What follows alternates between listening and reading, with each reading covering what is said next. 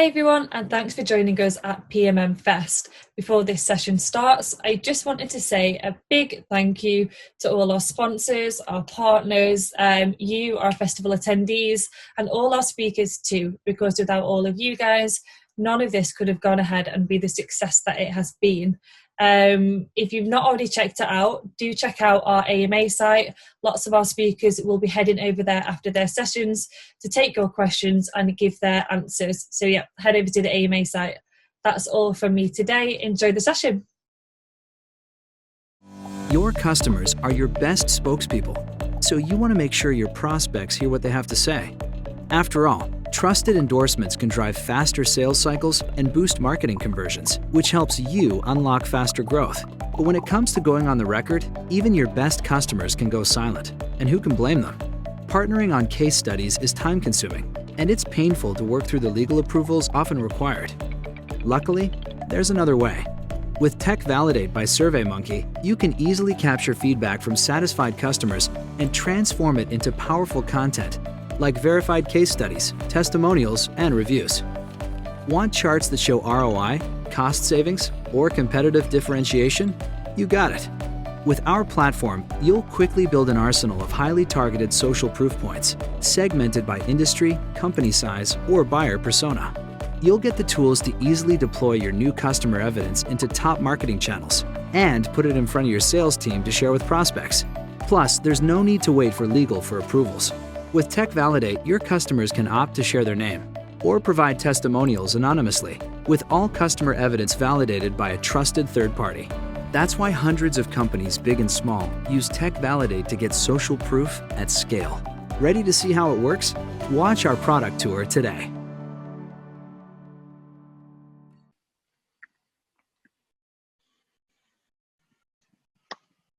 Hi, I'm Chris Mills, VP of Product Marketing at SalesLoft.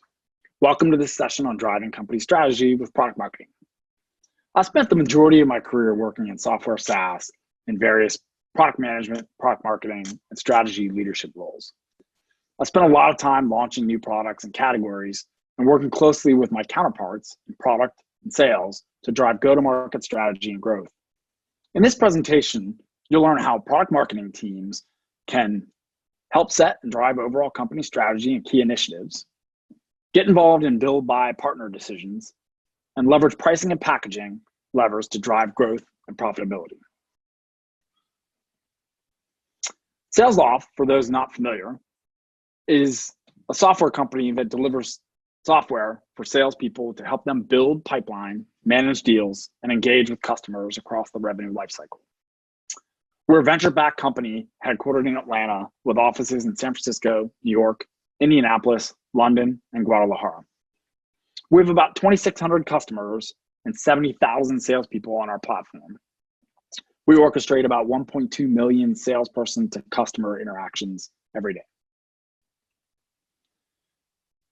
As marketers, we spend a lot of time driving product launches, building marketing and integrated campaign plans, and various tactics.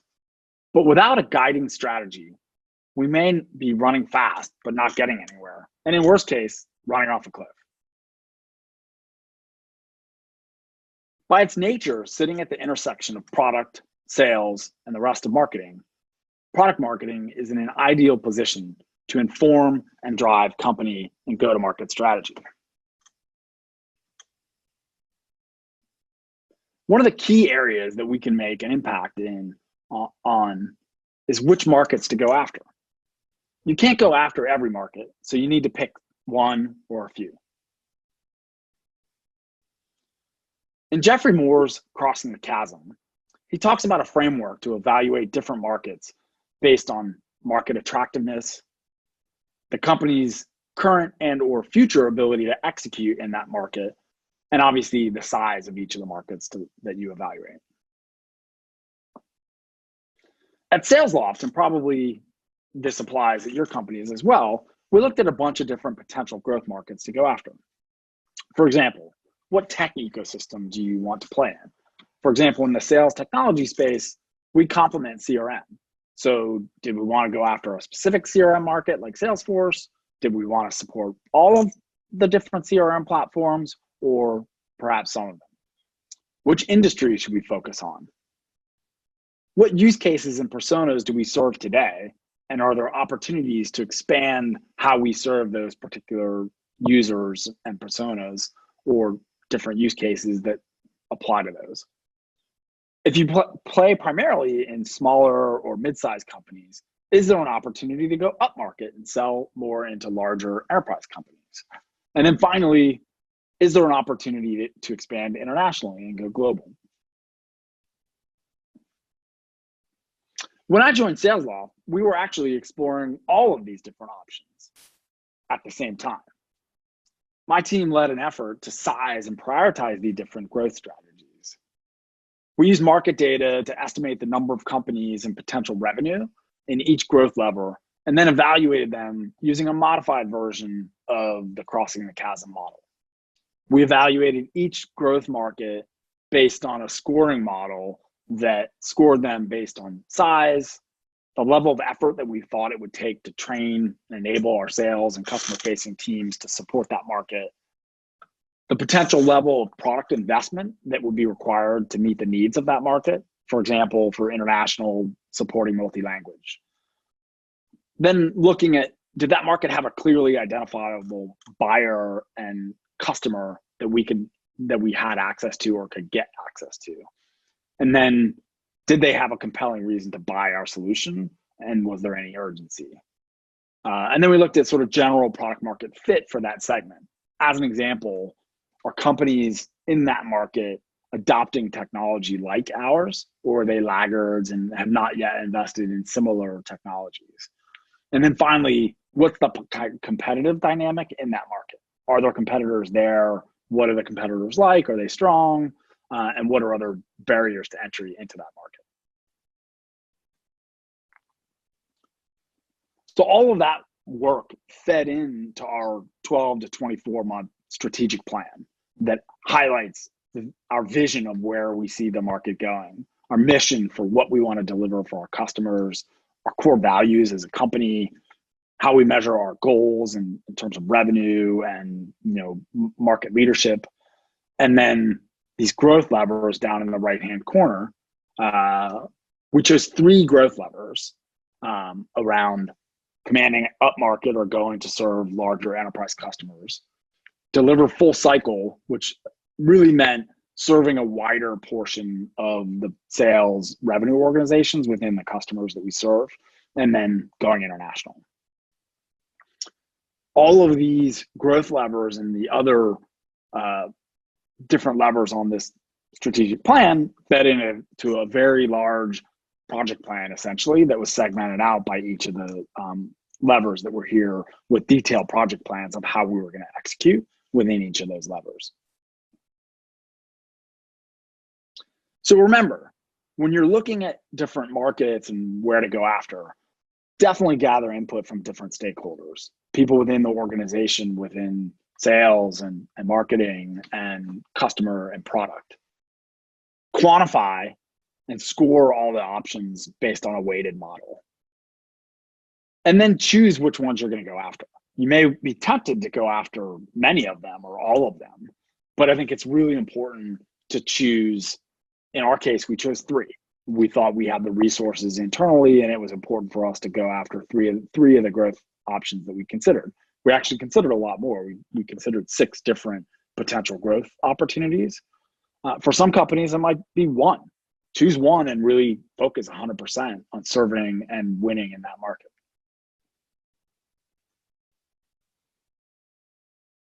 Sometimes saying no to things is the most important thing that we can do.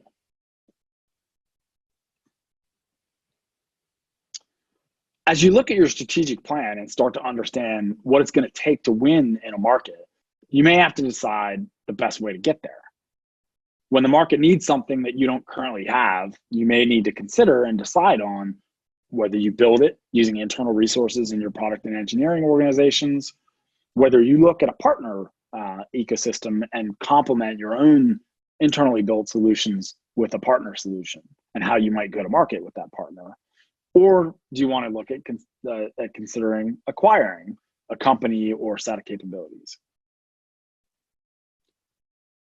For us, as we double clicked into our strategic plan around an initiative to better serve the needs of an entire B2B sales organization, we identified some gaps in our current solution portfolio.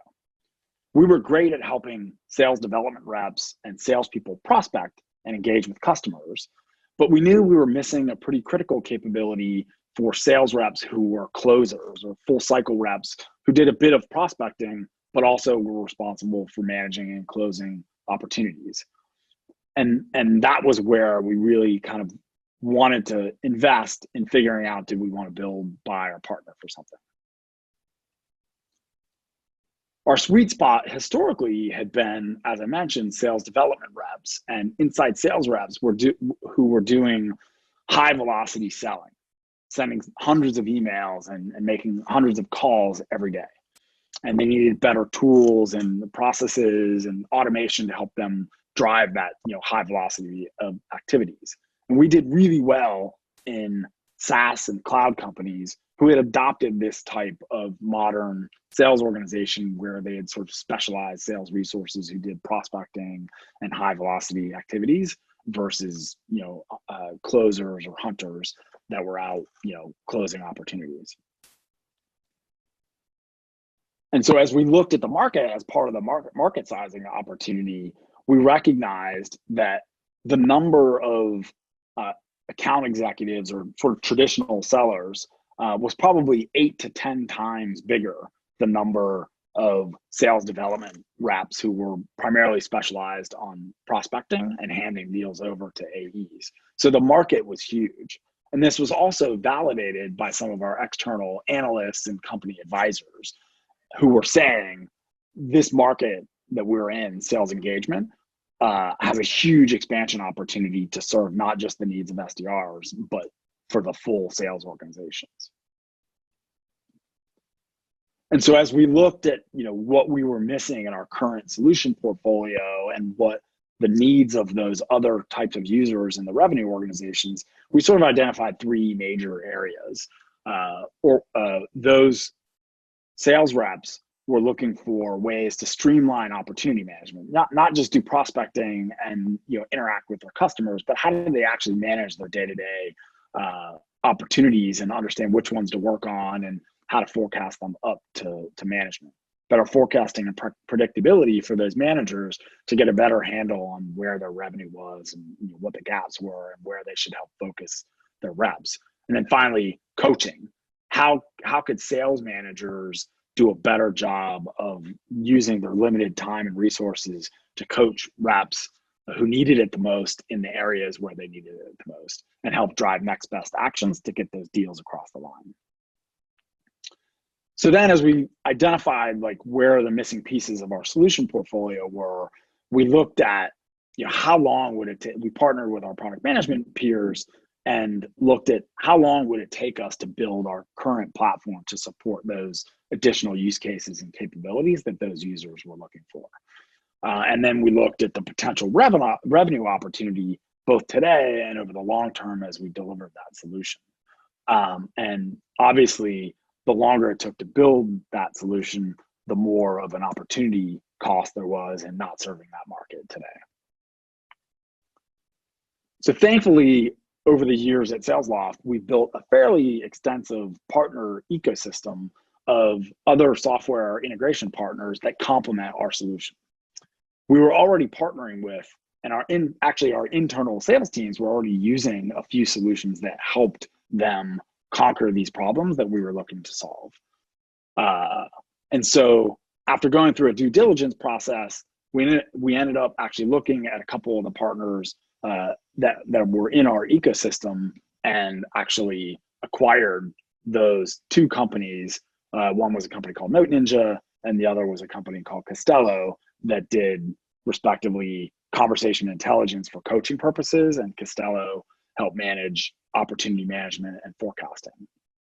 And by acquiring these 2 companies, it really accelerated our time to market by probably at least a year. So through our merger and acquisition strategy, we were able to accelerate that strategic plan in terms of our ability to serve the full revenue cycle, not just SDRs, but all of the individuals that were involved in customer facing positions, from the SDR to account executives and account managers and sales leaders throughout that revenue lifecycle. So in summary, as you look at build, buy, partner decisions, it's really important to understand what the market need is, and then estimate what you need to build to serve that market need, and then how much will it cost and how long will it take to get there. And then ideally, if you've already got a partner ecosystem, or looking at the other technology landscape of complementary solutions that may meet that need that you're looking to fill, look at potentially partnering with them, or based on time to market, resources, and potential revenue opportunity and access to capital, look at potential M&A opportunities. So once you've identified which markets you're going to go play in and how you're going to solve the problems for that market, pricing and packaging can be one of the most strategic levers that you can pull to serve that market. At SalesLoft, product marketing chairs a cross-functional pricing and packaging committee with leadership from marketing, from product, sales, customer success, our strategy organization, and operations. We review pricing and packaging related topics and oversee smaller working groups to investigate and make recommendations and approve pricing and packaging changes. As we align on our growth initiatives for full cycle and going upmarket into larger enterprise customers, and started evaluating how to incorporate the new products from the mergers and acquisitions strategy, we embarked on an initiative to evaluate and recommend new packages to align to our evolving solution portfolio. We used overall pricing guiding principles, things like simplicity, price to customer value, and focusing a priority on market share and growth over immediate profitability, as an example. And we used these guidelines and principles as we looked at and evaluated different potential ways that we wanted to price and package our offerings for the market. We looked at a few different pricing models, including good, better, best, which is your kind of typical Salesforce.com like model, where minimum solution, a little bit better solution, maximum solution. We looked at a solution that was more oriented towards use cases or specific personas and the problems that we solve for those. We looked at a base platform plus potential monetizable add-ons that were on top of that platform. And then we looked at sort of what if we took all of our capabilities and sold that as an all-in-one platform, and that was differentiated in the market. Ultimately, we aligned on the use case driven solutions because it best suited the needs of the various buyers and user personas we serve and the different problems that we solve for in revenue organizations. Our evaluation process included a lot of internal input and alignment with sales, product, customer success, finance, as well as a lot of interviews with customers and our customer advisory board, with industry analysts and other company advisors.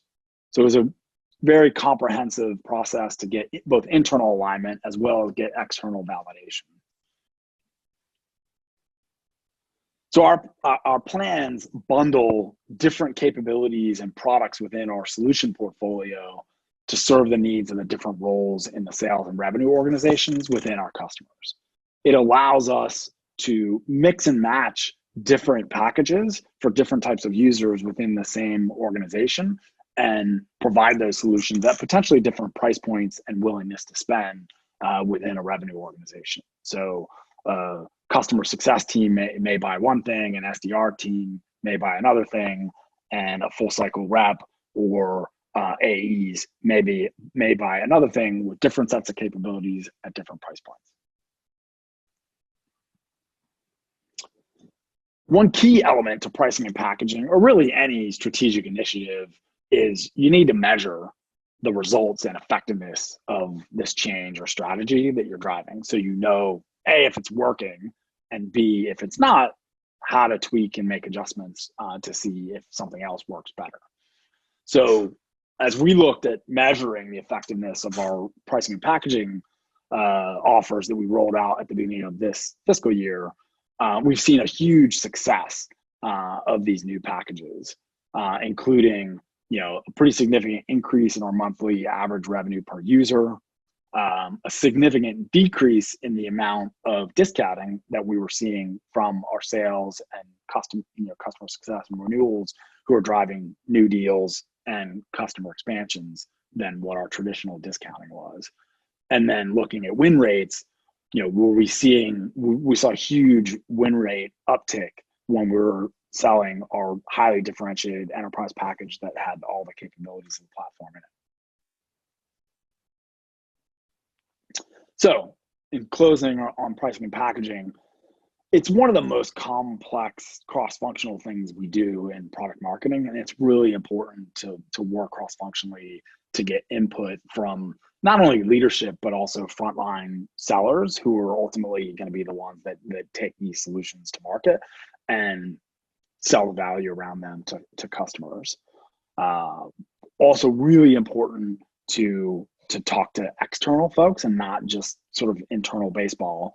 We did a really good job of going out and talking to customers and users of our platform and getting their input and where they saw value in the platform and how they want to buy.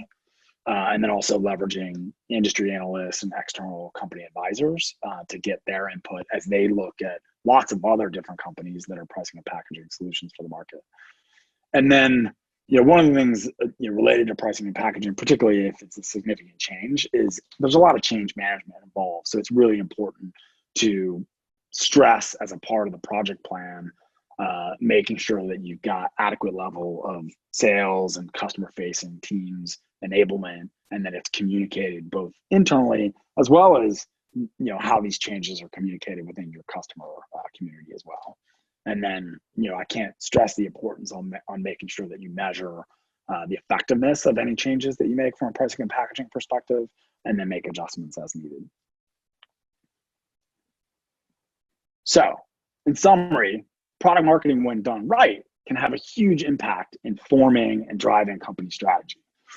Yes, we have our day jobs in terms of effectively launching new products and updated products and ensuring our go-to-market organizations are properly enabled to take those new products and new capabilities to market. But the driving of this strategy stuff is the really, really fun stuff that at least I enjoy, and I think my team enjoys a lot. And I think all of us as product marketers look for opportunities to make this kind of impact in our companies. Having a strategic plan is so important to knowing where we're going and how we're going to get there. And our leadership team actually pulls this slide up at least once a month in our company all hands meetings and our objective and key results quarterly planning that we do, and in quarterly business reviews that we do in each of our functional departments to see how we're doing. And it gives me a huge amount of pride to know how much impact the product marketing team that I lead has had on the definition and execution of the strategic plan and where we're going as a company. A few ways you and your teams can make an impact on your company strategy is helping identify those markets that you want to go after, figuring out how you're going to get there, whether you want to build it, develop partnerships, or potentially acquire companies or capabilities along the way. And then coming up with the right offers that your customers want to buy and, really importantly, want to pay for. And ultimately, that drives your strategic plan. So thank you for your time and attention. I'm happy to answer any questions you have either in the chat, or definitely feel free to reach out to me at my Twitter handle, which is up in the left-hand corner here, or via LinkedIn. Thank you. Appreciate your time and attention.